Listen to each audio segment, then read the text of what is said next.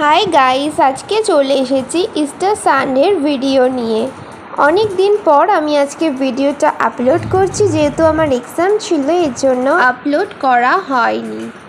তো সেই দিন কেমনভাবে কাটালাম সেটাই আজকে তোমাদের সাথে শেয়ার করব। তো চলে এসেছি মাঠ পাড়ায় হোলি খেলার জন্য। এরপর এখান থেকে নিয়ে নিয়েছিলাম একটা জুস।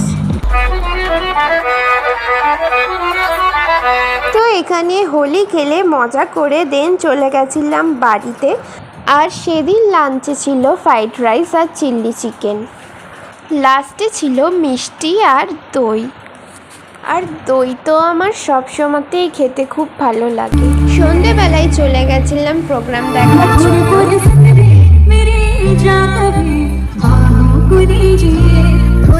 একদিকে প্রোগ্রাম চলছিল আর একদিকে আমরা চলে এসেছিলাম মোমো খেতে।